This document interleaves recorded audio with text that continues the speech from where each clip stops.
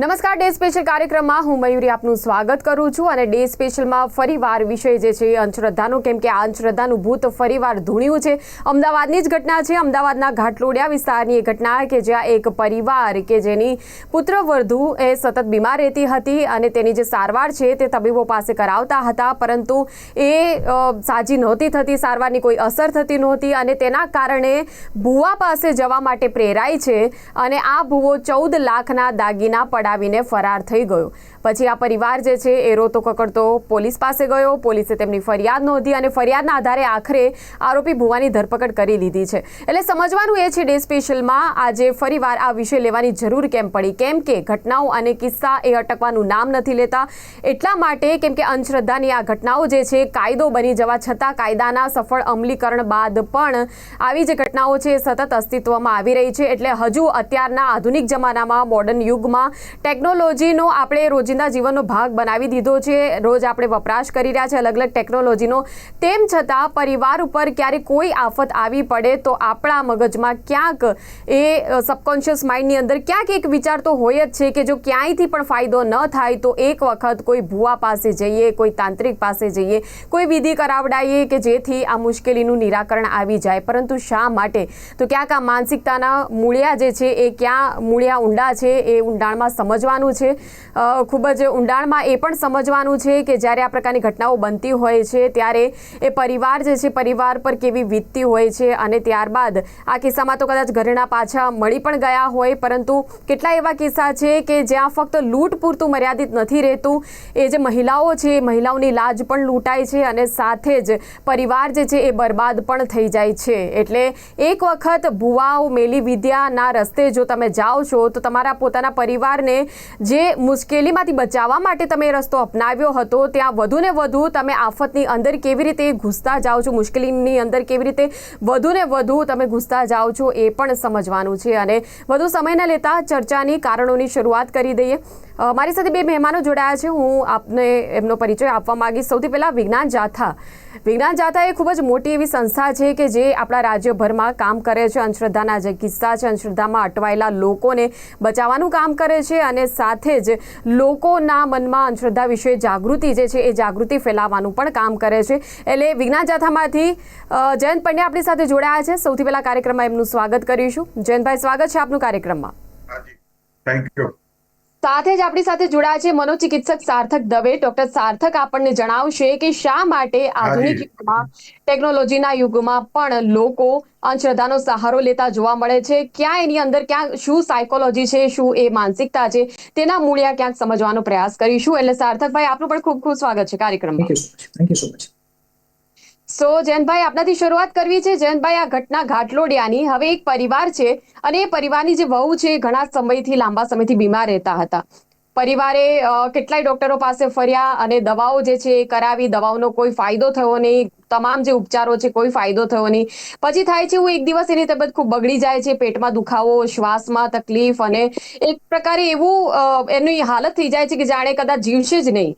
અને એવી હાલતમાં પરિવાર જે છે એ અમુક જે સગાઓને ફોન કરીને મદદ માટે બોલાવે છે, ત્યારે અમુક સગાઓ જે છે એ પણ એમને એવું સૂચન આપે છે કે ફલાણા ભુવા પાસે અમે ગયા હતા તો પછી સારું થઈ ગયું હતું, તો તમે પણ બતાવી જુઓ।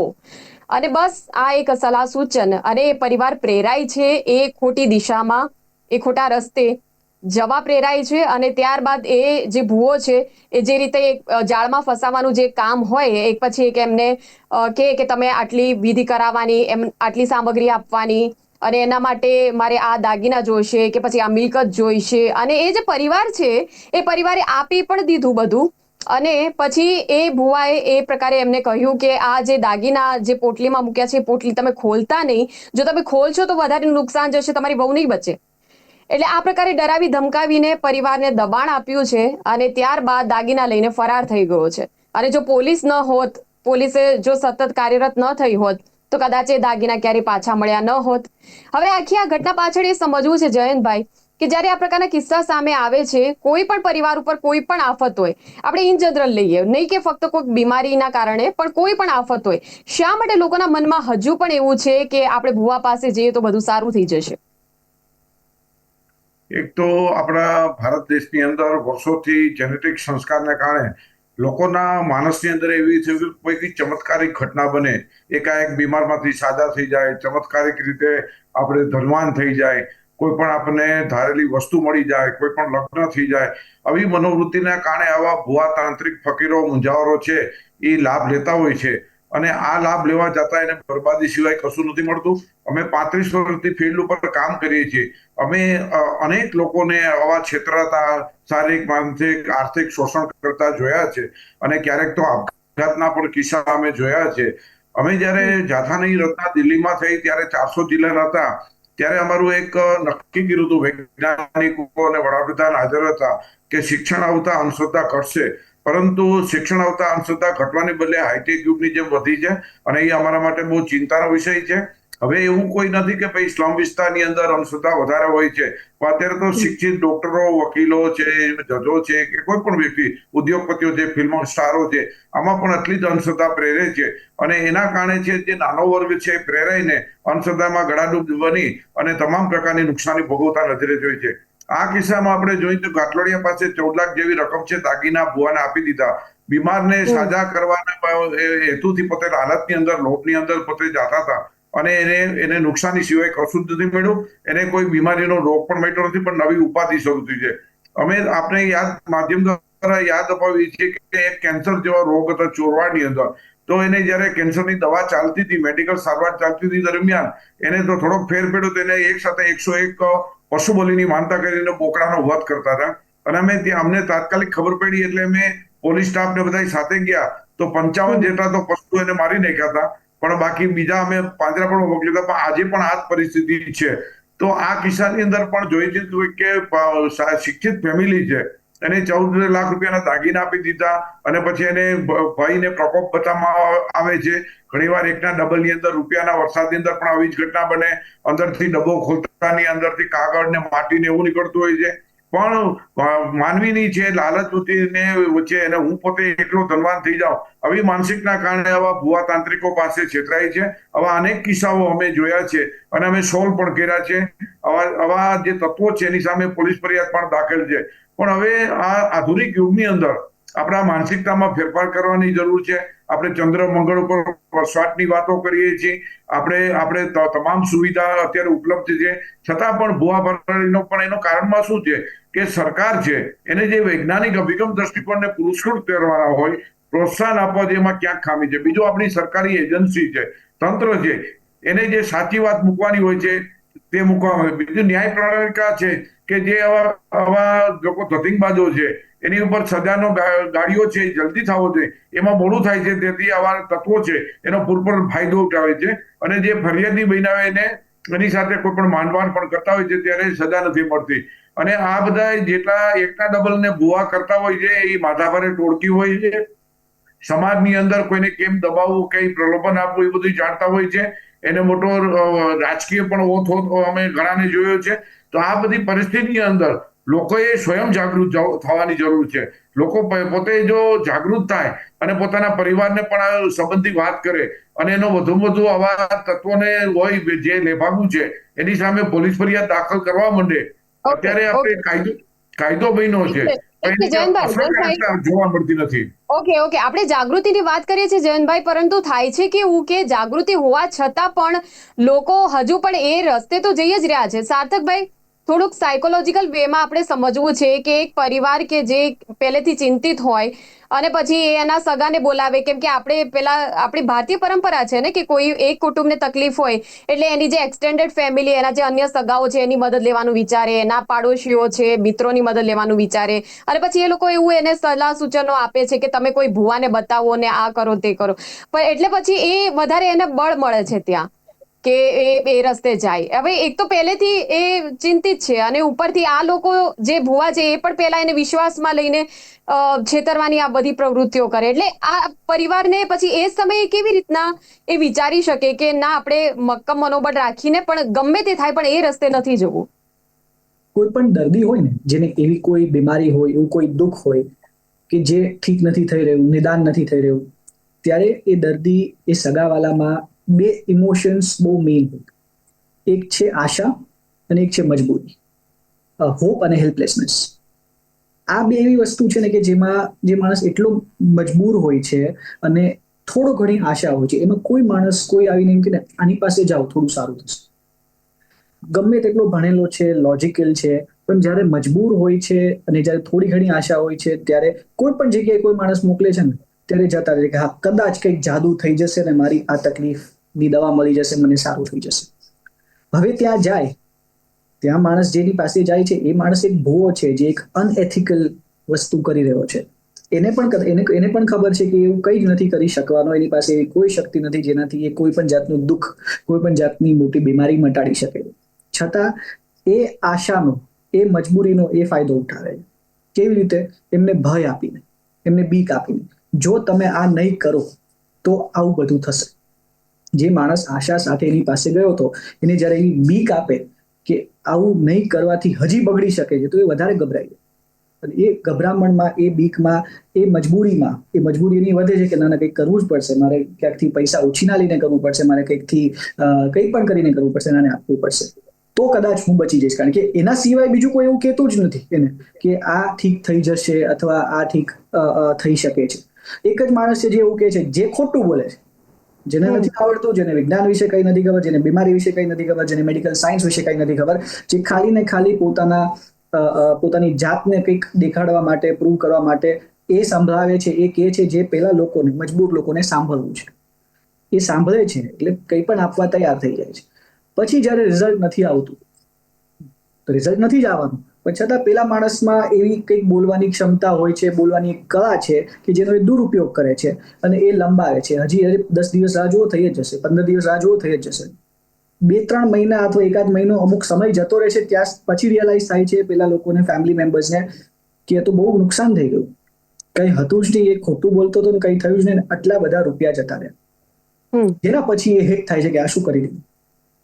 મગજમાં જ્યારે આશા અને મજબૂરીનું કોમ્બિનેશન હોય છે ત્યારે કોઈ પણ માણસ આ ટાઈપનો જે લેભાગુ માણસ હોય, જે ભુવા હોય છે, એ લોકો આનો ગેરફાયદો ઉઠાવવા માંગતા હોય છે.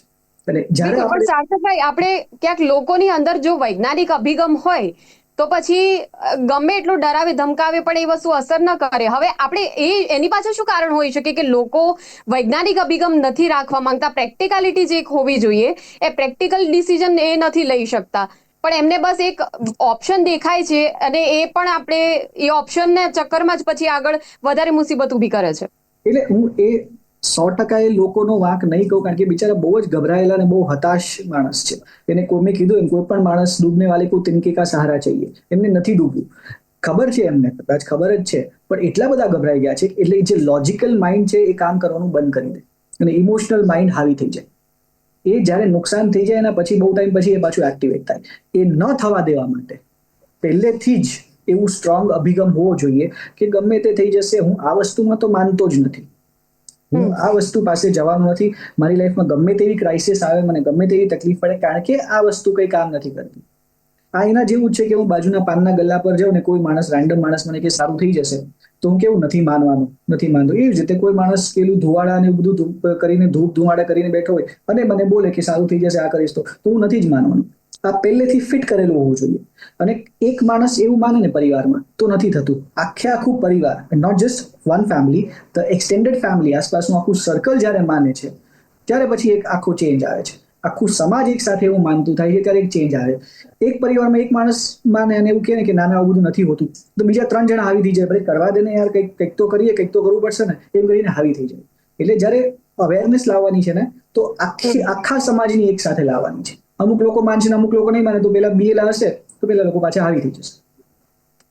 બિલકુલ સાર્થકભાઈ, એટલે આપે આ એક ખૂબ સરસ વાત કરી કે આખો પરિવાર અને આખો સમાજ. પણ જયંતભાઈ, હવે આપને પૂછવું છે કે આપણે આટલા વર્ષો જે આપે કામગીરી કરી છે એટલે જોયું હશે કે અમુક આપણા ગુજરાતમાં અમુક જે સમાજો છે, અમુક ચોક્કસ જે કોમ્યુનિટી છે, ભલે આપણે નામ નથી લઈ રહ્યા, પણ તેમ છતાં ક્યાંક એ લોકો આ સ્વાભાવિક સમજી બેઠા છે અને બહુ જ નોર્મલાઇઝ કરી દીધું છે કે હા, તો ભલે ભુવા પાસે બતાવવા ગયા કે ભાઈ કોઈક તકલીફ હોય પૈસાની તકલીફ હોય કે પછી દીકરા દીકરીનું ક્યાંક ગોઠવાયું ના હોય, ગોઠવાયેલું તૂટી ગયું હોય કે પછી કોઈ એમને પૈસા જોતા હોય, સદ્ધરતા જોઈતી હોય કે પછી કોઈ પણ વાત છે, બસ માનતા માની લીધી. તો માનતા માની એ માનતા ખાલી ભગવાનના કે માતાજીના મંદિરમાં જઈને દર્શન કરવા પૂરતી મર્યાદિત હોય ત્યાં સુધી હજી બરાબર છે, પણ પછી ભુવાની માનતા માનવી, પછી ભુવાને પૈસા ચડાવવાની માનતા માનવી અને ભુવાને ધન સંપત્તિ આપવાની માનતા જે હોય છે, એટલે આ ક્યાંક એક આખા સમુદાયનો વિચાર છે અને એ સમુદાયના લોકોએ બહુ જ સ્વાભાવિક આને લઈ લીધું છે અને એટલે પણ અંધશ્રદ્ધાનો વધુ ફેલાવો થઈ રહ્યો છે. જયંતભાઈ,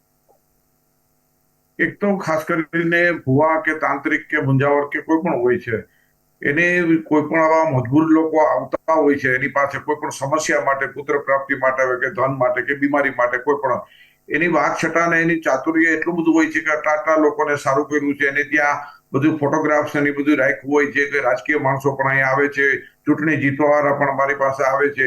હવે એક હાવ ઉભો કરી દીધો હોય છે, લોકોના મગજમાં ફિટ કરી દીધું હોય છે કે આ ભુવા પાસે તમામ સમસ્યાનો ઉકેલ હોય છે. હવે એક વાત મગજમાં પ્રસ્થાપિત કરી દે છે અને લોકો છે એને પ્રેરણે ત્યાં જતા હોય છે અને વાતો કરતા કરતા કરતા ત્યાં પહોંચી જાય છે અને એનો ભોગ બનતા હોય છે. એવા અનેક કિસ્સા જોયા છે. અમને હજી પણ ખ્યાલ નથી આવતો કે નિસંતાન સ્ત્રીઓ છે એના પર બળાત્કાર થાય છે અને અમે એના પ્રશ્નો માટે અનેક પ્રશ્નોમાં અમે મહિલાને સાચી સમજ આપવા માટેના પ્રયાસો કરીએ છીએ અને છતાં પણ છે નિસંતાન સ્ત્રીઓ છે ખાસ ભોગ બને છે. આ બધી પરિસ્થિતિની અંદર મારું એટલું જ કહેવું કે જે માની લો કે સરકારી તંત્ર છે કે વિજ્ઞાન કેન્દ્રો છે કે કોઈ પણ સામાજિક સોશિયલ સંસ્થાઓ છે, એને જે અવેરનેસ કરવી જોઈએ, લોકો સુધી ગ્રાસ લેવલે કામ કરવું જોઈએ, એને ઇન્ટિરિયર ગામમાં જે વાત સાચી સમજ આપવી જોઈએ કે આ ભુવા બધા તાંત્રિકો પોતાના લાભ માટે કરે છે, એમાં આપણી ક્યાંક ખામી કે ત્રુટિ દેખાય છે. એમાં માની લો કે અમારી સંસ્થા આટલા વર્ષથી કામ કરી, અમે 10,000થી વધારે કાર્યક્રમો આવ્યા છે, છતાં પણ આવા બનાવનું વારંવાર પુનરાવર્તન થાય છે. ત્યારે પણ અમે પોતે એટલા ચિંતિત બની જાય છે કે હજુ પણ લોકો છે લોભ અને લાલચની અંદર કે પોતાની સમસ્યાને મજબૂરીની અંદર કેવા કેવા કામો કરે છે. કારણ ઘણી વાર તો પોતાના બાળકને પણ બળી ચલાવવાનું. હમણાં એક જ કિસ્સો સુરત દક્ષિણ ગુજરાતમાં બન્યો હતો, તો આવા કિસ્સા બને છે ત્યારે આપણને આઘાત લાગે છે. દામ દેવાની પ્રથાઓ છે ખાસ કરીને હજુ પણ ચાલુ છે, 21મી સદીમાં પણ ચાલુ છે. એટલે આ બધી પરિસ્થિતિની અંદર હું તો એક જ વસ્તુ કહું છું કે સરકાર છે અને સંગઠનો છે એને જનજાગૃતિથી ઇન્ટિરિયર ગામડા સુધી પહોંચવાની જરૂર છે અને સરકારની આરોગ્ય કેન્દ્ર છે, ખાસ કરીને જિલ્લા પંચાયત, મહાનગરપાલિકા છે, એને પણ એવું સમજ આપવી જોઈએ કે ભાઈ કોઈ પણ રોગની સમસ્યાનો મેડિકલ સારવાર છે આવું પ્રસ્થાપિત કરવું જોઈએ, એટલી વિશ્વસનીયતા સાબિત કરવી જોઈએ. આ બધું જો મને લાગે કે સામૂહિક ચળવળ થાય. હું આપને યાદ દેવડાવું છું, કોરોના વખતે ભુવાઓને અમારે ગામમાં કલેક્ટરને અમે સાથે લઈને લોકોને જાગૃતિ રસી નહોતા લેવા દેતા. એવા કિસ્સા પણ અમારી પાસે છે કે એક ભુવાએ ના પાડી તો આખું ગામ રસી નહોતા લેતા અને સમજ આપતા આપતા અમારો દમ નીકળી ગયો હતો અને પછી બધા સમજીને કોરોનાની રસી લીધી હતી. આ બધી પરિસ્થિતિની અંદર મને લાગે છે કે આપણે જે ખાસ કરીને જે કામગીરી છે, લોકોને સુવિધા આપવામાં આવી છે, એમાં ક્યાંક ગુણવત્તા છે અને વૈજ્ઞાનિક અભિગમ આપવાની જે વાત છે, એ આઝાદી પછી જે લોકોમાં વૈજ્ઞાનિક માનસ કેળવવાની વાત છે, એમાં આપણે સદંતર સરકાર સહિત સામૂહિક સ્વૈચ્છિક સંસ્થાઓ સંગઠન નિષ્ફળ ગયું છે અને વૈજ્ઞાનિક મિજાજમાં બાધા નાખનાર તત્વોને સામે કામગીરી કરવામાં કાયદાકીય સખ્ત. જયંતભાઈ, આમાં છે ને જવાબદારી ફક્ત ને ફક્ત સરકાર અને સંગઠન કે NGO કે તમારે પોતાની જ આપણે વાત કરીએ, ફક્ત વિજ્ઞાન જાથાની જવાબદારી તો છે નહીં. લોકોની માનસિકતાને બદલવી પડશે અને લોકોની માનસિકતા એ જડમૂળથી બદલાય એના માટે કંઈક આપણે કરવું પડે ને. તો પછી જે લોકો છે એ લોકો પોતે જો એ રસ્તે સામે ચાલીને જતા હોય, આ એકદમ વ્યાજખોરી જેવું છે. કેમ કે વ્યાજખોરો પાસે લોકો કેમ જાય છે? વ્યાજખોરો પાસે એટલા માટે જાય છે કેમ કે લોન નથી આપતી બેંક અને ઓચિંતા પૈસાની લાખો કરોડો રૂપિયાની જરૂર પડી ગઈ છે. તો આ એ જ રીતે છે કે ભાઈ મુશ્કેલીમાં છીએ ને અમને કોઈ ઉગારો અને એવી રીતના બીજાના ઉપર એવી રીતના વિશ્વાસ મૂકવાની જે વૃત્તિ છે, પણ એ માણસ બહુ જ ખોટો છે અને બહુ જ ખોટો રસ્તો છે, એટલે આપણે એને અંધવિશ્વાસનું નામ આપ્યું છે. એટલે જયંતભાઈ, અહીંયા લોકોની માનસિકતા બદલવા માટે શું કરવું પડે? એક તો ખાસ કરીને આપની વાત સાચી છે કે ભાઈ કોઈ પણ સંગઠન, કોઈ પણ સરકારની જવાબદારી નથી, પરંતુ લોકોમાં તમે જે વર્ષોની સદીઓ જૂની માનસિકતા પડી છે એને બદલાવની સમૂળગી ફેરફાર કરવામાં વર્ષો નીકળી જાય એવું મને લાગે છે મારા અનુભવ પરથી. હજી તમને હમણાં જ વાત કરું કે લોકોની માનસિકતા અમે હમણાં પશુ બલિ અટકાવ્યા અને 10 પશુની બલિ ચડાવી દીધી અને 11 પશુ અમે બચાવ્યા. ત્યારે અમે નીકળી ગયા પછી પોલીસ તંત્ર પર પણ હુમલો થયો કે અમે એને કીધું કે અમે પશુ બલિ ગમે તે આવે અમે બંધ કરવા માંગતા હતા એવું બિંદાસ એને નિવેદન આપ્યું. તો આ બધી પરિસ્થિતિની અંદર વર્ષોની જે માનસિકતા બદલાવ માટે એ ખાસ કરીને જે તે વ્યક્તિ છે એના પરિવાર છે એનામાં જે અંધશ્રદ્ધાના જે જળમૂળથી એના પાયો નખાઈ ગયો છે એ બદલાવ માટે હજી પણ ખૂબ પ્રયત્ન કરવા પડશે, જાગૃતિ કેળવવી પડશે અને એના માટે જે સામે જે પરિણામ મળે છે એ પણ આપણે વાત મૂકવી પડશે. તો જ મને લાગે છે કે જો વ્યક્તિ પોતે પરિવારને બચાવી શકે અને અંધશ્રદ્ધામાંથી બાકાત રહી શકે કે અથવા જળમૂળમાંથી ફેરફાર થઈ શકે. બાકી વ્યક્તિગત પરિવારે જ જાગૃતિ કેળવવી પડશે. ઓકે, સાર્થકભાઈ શું કહેશો? આપણે પેઢી દર પેઢી વિચારો બદલાય એવું આમ સામાન્ય રીતે જોતા હોઈએ છીએ ને સમાજમાં, કે ભાઈ એક પેઢી એક ચોક્કસ વિચારોની માનસિકતા એક સેટ પેટર્ન હોય, એ પેટર્ન મુજબ જ એ વિચારે અને એ જે અપ્લાય કર્યા કરે. એના પછીની જે પેઢી છે એ બીજા નવા વિચારો સાથે આવે, એના પછીની પેઢી એ બીજા આધુનિક વિચારો સાથે આવે. તો એક તરફ તો આધુનિક આપણે કરીએ છીએ, બીજી તરફ પછી આપણે રૂઢિગત જે અમુક ચોક્કસ ટોપિકની જે માન્યતા છે ને એ આપણે છોડવા તૈયાર નથી. એટલે આમાં વિચારો પેઢી દર પેઢી બદલાઈ નથી રહ્યા. આધુનિકતા એટલી જ આવી રહી છે કે ભુવા પાસે જઈ રહ્યા છે પણ ત્યાં જઈને વિડીયો ઉતારે કે સેલ્ફી લેવી. આધુનિકતામાં બીજું કોઈ ભુવા પણ સોશિયલ મીડિયા ઉપર અપડેટ થઈ ગયા છે. ભુવાની રીલ્સ બને છે સોશિયલ મીડિયા. આધુનિકતામાં બીજું કઈ નથી. જે ભુવાનો જગ્યાએ જવા માટે ગૂગલ મેપ્સનો યુઝ કરે છે. આધુનિકતામાં એટલી જ આવી છે, વધારે તો આવી નથી. ભણતર એટલું નથી, એજ્યુકેશન એટલું નથી. પણ એજ્યુકેશન એનો મતલબ એટલો નહીં કે ખાલી તમે ડિગ્રી લીધી કે તમે બધું કર્યું. એ પણ નથી જ, એ પણ લાવવાની જરૂર છે. પણ એજ્યુકેશન એવું કે તમે સારા અને ખરા, સાચું ને ખોટામાં તમે ચેન્જ ડિફરન્શિએટ કરી શકો. મારા 1000 વર્ષના મારા પૂર્વજો હતા એ આ વસ્તુમાં માનતા હતા, પણ હવે મેં જોયું છે, અનુભવ્યું છે કે આ સાચું નથી. તો મારી વેલ્યુ સિસ્ટમ એવી બનાવવાની છે કે ગમે તે થઈ જાય હું આ વસ્તુ નહીં કરું. મારી એક વેલ્યુ સિસ્ટમ છે કે હું ગમે તેટલો ગરીબ થઈ જઈશ, હું રસ્તા પર આવી જઈશ, પણ હું ચોરી નહીં કરું, હું કોઈને લૂંટીશ નહીં. આ એક સિસ્ટમમાં સેટ થયેલું છે. એવી જ રીતે મજબૂરીમાં માણસ પોતાની વેલ્યુ સિસ્ટમ, પોતાના સંસ્કારો, પોતાનું બિલીફ બદલાઈ શકે છે, ભૂલી શકે છે. છતાં એટલી એ વસ્તુમાં એવી સ્ટ્રેન્થ રાખવાની કે ભાઈ ગમે તે થઈ જાય, હું ગમે તેટલો મજબૂર હોઉં, સંજોગો ગમે તેટલા ખરાબ થઈ જાય, મારે આ રસ્તે નથી જવું. કારણ કે આ રસ્તે જવાથી સંજોગો સારા થતા નથી, ઉલટાના વધારે બગડે છે. એટલે આ સિસ્ટમ પહેલેથી સેટ થયેલી હોય, પહેલેથી સેટ કરેલી રાખવાની તો થાય. મેં કીધું એમ, એક માણસ એવું માનશે પરિવારમાંથી તો નહીં ફરક પડે, બધા પાસે મનાવડાવવું પડશે. એક બાળક ભણી ગયું હોય, પરંતુ આપણો દેશ પરંપરાને પૂજતો દેશ છે અને હવે કઈ પરંપરાને જાળવી રાખવી જોઈએ, કઈ પરંપરાને છોડવાની છે એ આપણે થોડુંક ધ્યાનમાં લેવાની જરૂર છે. તો કદાચ આવા કિસ્સા જે છે એ બનતા અટકશે. થેન્ક યુ સો મચ સાર્થકભાઈ અને જયંતભાઈ, આપ બંને જોડાયા અને ખૂબ જ સરસ આ ચર્ચા રહી. અને આશા રાખીએ કે આપણી આ ચર્ચાથી દર્શકોને પણ ક્યાંક એમની પણ જો અંદર ક્યાંક આ માનસિકતા પડેલી હોય તો એમાં પરિવર્તન આવે. Thank you very much. Thank you so much. તો ડે સ્પેશિયલમાં અત્યારની ચર્ચામાં બસ આટલું જ. આવતીકાલે ફરી કોઈ મુદ્દા સાથે ફરી મળીશું. આપ જોતા રહો ગુજરાત ન્યૂઝ સત્યની સાથે. નમસ્કાર.